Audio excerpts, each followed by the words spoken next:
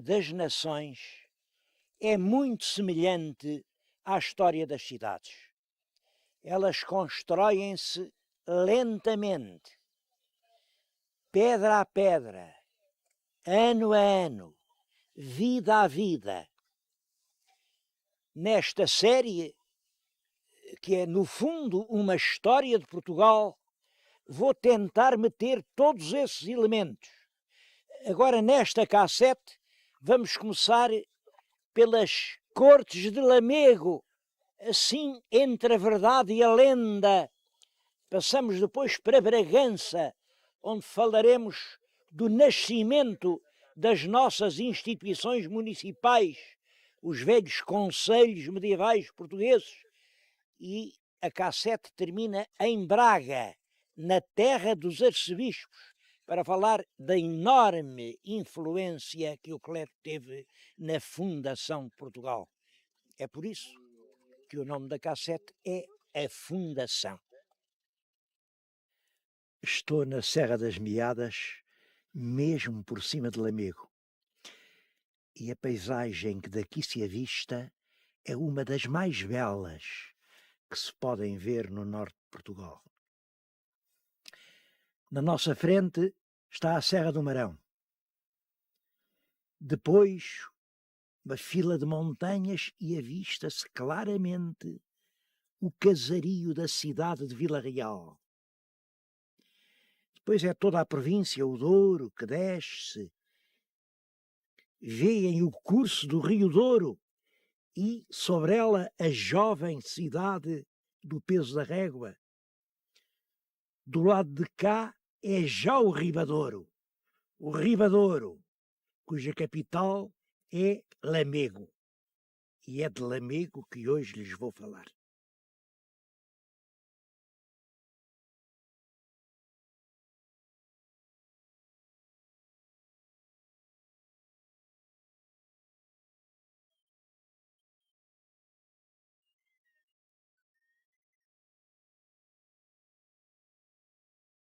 Lamego é uma cidade castiça, monumental, saborosa. Tem características muito próprias. Ela, como sabem, hoje faz parte do distrito de Viseu. Mas eu costumo dizer que se as cidades fossem líquidas e pudessem escorrer como os rios, Lamego ia desaguar ao Porto e Viseu ia desaguar a Coimbra. São duas regiões bem definidas por uma serra a que o povo chamou exatamente Serra de Monte Muro. Monte Muro, por perceber que essa serra define duas áreas naturais completamente diferentes. Lamego, já na época romana, era um centro de certa importância. Depois foi a capital de um emirado, no período dos árabes, e depois da Reconquista, Lamego transformou-se rapidamente numa terra cobiçada pelos grandes ricos homens, pelos grandes senhores. Foi daqui que partiram muitos dos barões que ajudaram o Dom Afonso Henriques a conquistar a independência.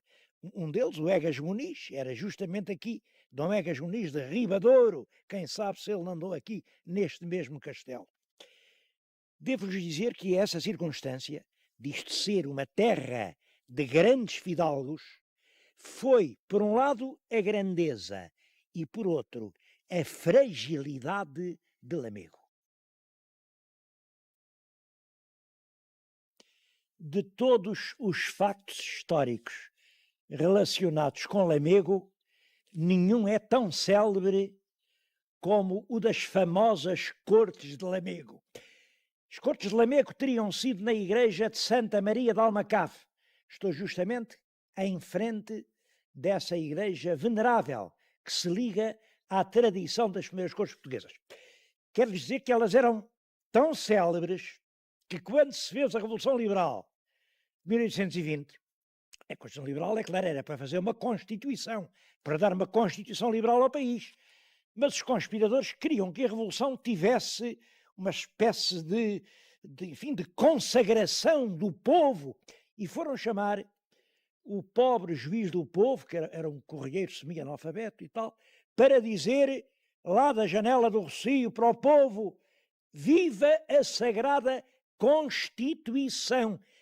Mas o pobre homem, ele não sabia o que era Constituição e achava a palavra muito difícil, muito difícil. Sagrada Constituição. Atrapalhou-se-lhe a língua, chega à janela e o que ele diz é: viva as Cortes de Lamego! E toda a população de Lisboa deu um grande viva às tais Cortes de Lamego.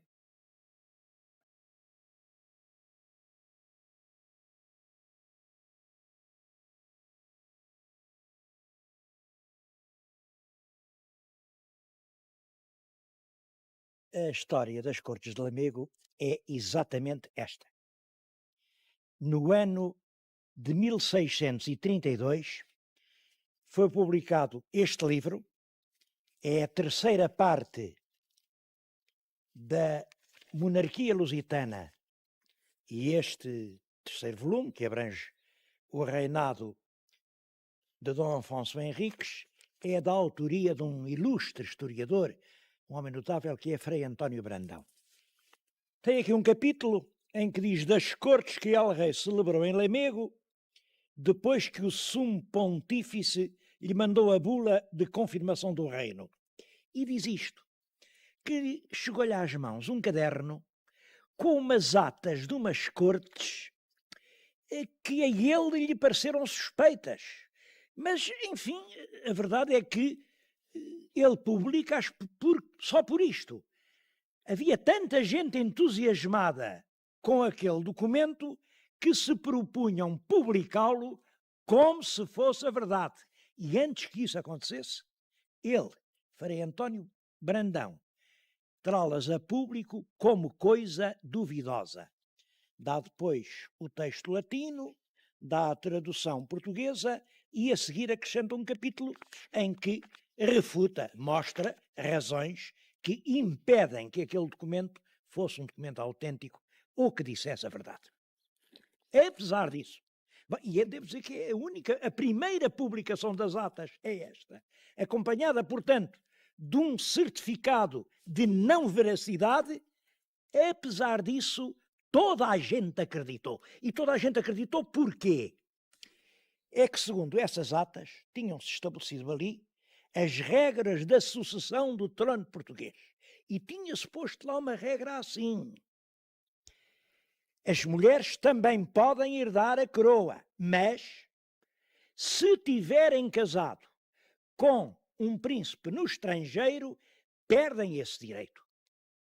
Claro que uma regra dessas retirava todo o direito que Filipe II teria tido à coroa de Portugal. Como sabem, porque Filipe II pretendia ser o legítimo rei de Portugal? Porque era neto do nosso rei Dom Manuel, mas filho de uma filha dele. Ora, segundo aqui estas atas, a filha, ao casar em Castela, perdeu o direito à sucessão do trono. É esse motivo, é esse patriotismo que leva toda a gente a aceitar como artigo de fé as Cortes de Lamego, que foram, na realidade, a primeira Constituição portuguesa, quer dizer, a primeira lei fundamental do Estado. Lei, enfim, provavelmente só existente na imaginação de quem a inventou, mas nem por isso menos decisiva na remodelação do Estado. As Cortes foram a primeira forma de representação nacional, quer dizer, de reunião de pessoas que se dizia interpretarem a vontade coletiva para manifestarem essa opinião junto do poder. E é curioso que só em Portugal e em Espanha é que existe a palavra cortes com sentido de parlamento. Ainda hoje, em Espanha, ao parlamento chama-se as cortes. Aqui, até 1910, até à República, chamava-se cortes ao conjunto das duas câmaras, portanto, da Câmara Alta e da Câmara Baixa. De onde é que vem isso das cortes? A história é curiosa e eu acho que o lugar onde lhes estou a falar é indicado. Estou-lhes a falar numa igreja visigótica em Balsemão, junto de Lamego. Sabem que os visigodos são um povo que entra na península quando cai o Império Romano, século IV e V, e depois organizam um Estado, o Estado visigótico, que dura até à vinda dos muçulmanos em 711. A verdade é esta, é que pouco ficou deles, muito pouco. Então, construções, só uma ou outra igreja. Não há um castelo visigótico, um palácio, uma ponte. Há umas igrejas. Esta é uma das pouquíssimas que existem em Portugal. Igreja visigótica de Balsemão. E porquê é que isso vem a propósito de cortes? É que a origem das cortes tem exatamente a ver com os visigodos. Os visigodos organizam um Estado, mas eles são poucos. Os visigodos eram umas dezenas de milhares de homens de guerra que dominavam sobre uma península que tinha milhões, mas bastantes milhões de habitantes. Por isso, a monarquia visigótica nunca foi forte. E mais, os chefes do poder, para conseguirem dominar, enfim, fazer veicular a sua vontade para as populações, serviram-se da organização episcopal. Quer dizer, o rei dos visigodos, quando queria legislar, reunia os bispos em concílio, reunia os seus homens, os seus fidalgos, numa cúria, a cúria régia, e é esse conjunto, de um lado, os bispos, do outro lado, os fidalgos, que formam as primeiras cortes. Isto evoluiu, naturalmente que os bispos, a certa altura, já não representam só as comunidades, representam, sobretudo, os interesses eclesiásticos e, a partir, sobretudo, do século XII, os povos das cidades importantes exigem ter os seus representantes nas cortes.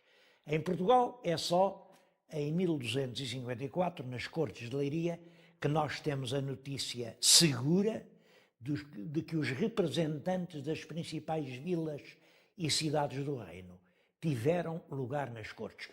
Embora provavelmente, com certeza, desde que o Dom Afonso III, o Bolonhês, que deve o trono a uma revolução popular, tenha chamado às cortes os homens que representavam o poder que, no fundo, lhe tinham dado a coroa. Aqui têm a origem das cortes, é ao conjunto, é a Igreja, representada pelos seus bispos, a nobreza, representada pelos grandes dignitários da corte, e aos representantes populares, que se chama os três Estados. Essa expressão, que se usa agora muito, Estados Gerais, significa a reunião dos representantes desses três setores.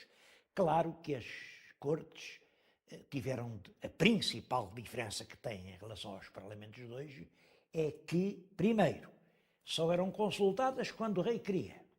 Segundo, eram mandadas embora sempre que o rei entendia.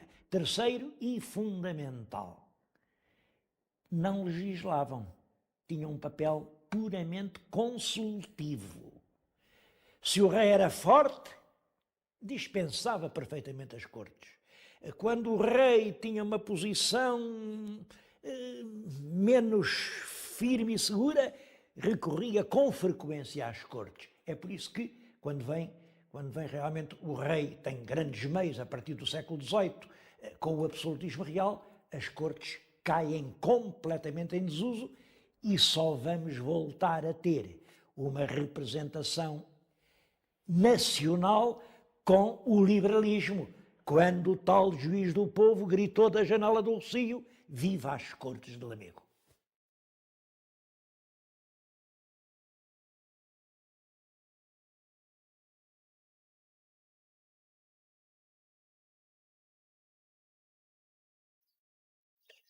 Toda esta região está impregnada de lendas, mas lendas que estão ligadas à história. Vou-lhes falar da lenda de Santa Maria de Cárcere. Que a lenda diz é isto: quando Dom Afonso Henriques nasceu, vinha tolhidinho das pernas. O menino nem se podia pôr de pé, não podia dar um passo. Bem, os pais aflitos entregaram-no aos cuidados do seu fiel aio Egas Muniz de Ribadouro. E o aio, preocupado, fez muitas promessas, rezou a Nossa Senhora lá lhe inspirou um voto, ele diz que faria uma linda igreja se aquele menino se curasse. Então não é que a criança se curou completamente e em vez daquele menino tolhido e paralítico, sai dali um moço garboso, um rico cavaleiro, tão bom ou tão mau, que vem a ser rei em Portugal. Bom, o sentido da lenda, como veem, é transparente. Neste caso é transparente. Egas Muniz, o jovem, é fraco, tem contra ele toda a força dos barões da Galiza, acaudilhados por sua mãe, a Condessa Dona Teresa. Mas realmente, com o apoio dos barões do Ribadouro, ele pôde fazer-se forte, vencê-los em São Mamede e vir a disputar-lhes o governo de Portugal. É um caso flagrante do mito que transforma e simboliza uma verdade.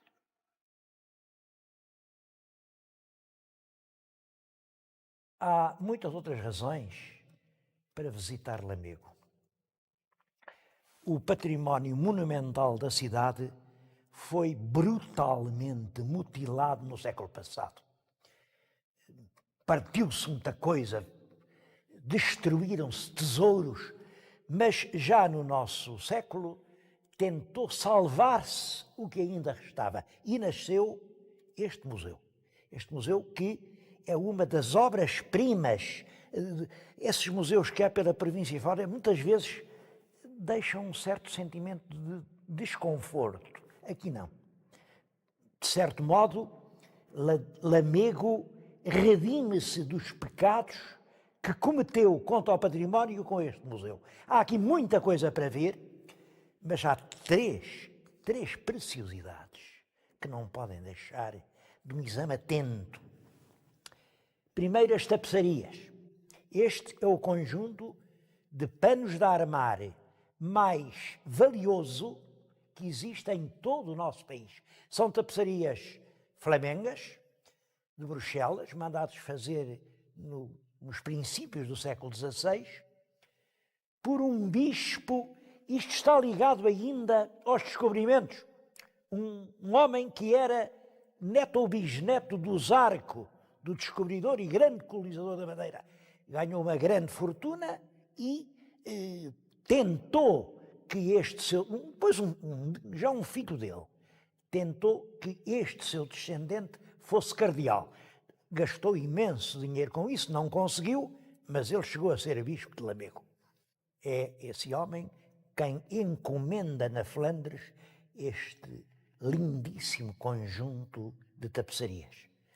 Só aquela tapeçaria da música é realmente um tesouro de valor incalculável. Depois os quadros do Grão Vasco. O Grão Vasco é o grande Vasco Fernandes. São quadros do tempo do rei Dom Manuel. O que ali está, aqueles são o que resta de um conjunto de 20, uma vintena de quadros que estavam na catedral. Também tudo isso foi reduzido a lenha, escaparam aqueles. Mostram realmente o grande pintor que era o Grão Vasco, sobretudo aquele que é o Padre Eterno a criar os animais com as suas mãos de criação, os animais que pulam, é realmente... Finalmente, as capelas do convento das Chagas, era um convento de clarissas, são apenas 3 aspectos de um museu onde há muita coisa para ver.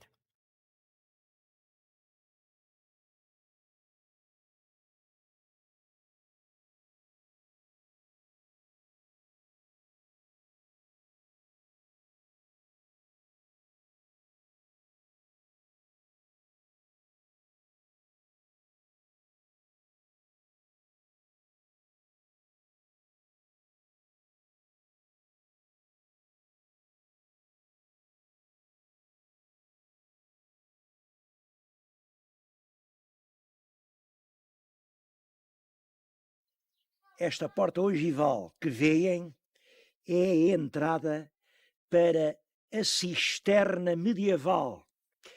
É um edifício que está classificado como monumento nacional e, como tal, vem indicado nos roteiros turísticos publicados por esse mundo. E então dá-se esta situação estranha. Vem gente de longe, vem alemães, vem ingleses, vêm com o livrinho na mão e querem ver a cisterna. Querem, mas não podem. Eu também não os levo lá dentro e valia a pena. É um belo edifício abobadado, ainda com um lençol d'água, só que é monumento nacional, mas é propriedade privada. E naturalmente o dono está no seu direito, não quer os turistas entrar pelo quintal dentro, no seu direito. O que eu pergunto é que direito é este, que leis são estas, que permitem que a nossa história e o passado tenha dono. É péssimo que se possa vender o passado, porque por este caminho acabaremos por vender o futuro.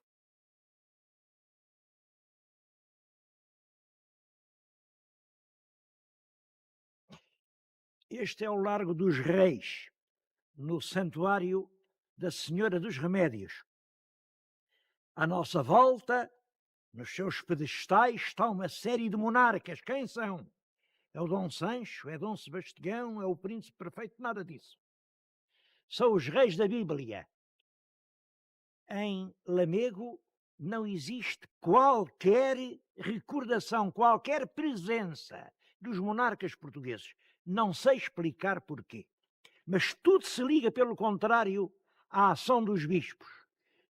São as igrejas, é aquela catedral magnífica. Cada fachada que veem é obra do tempo de El Rei Dom Manuel e que vem por aí fora até este santuário. Ele é construído de raiz no tempo do Pombal, mas depois prolonga-se até quase aos nossos dias a construção dos últimos lances da escadaria. Bom, com a Revolução Liberal, claro que os bens das ordens foram nacionalizados e a cidade entrou em decadência, mas o que acentua o processo de declínio é efetivamente o facto de Lamego ter ficado à margem do comboio. O comboio chegou à régua, mas não teve forças para chegar cá acima. E ficar longe do comboio foi ficar longe do progresso.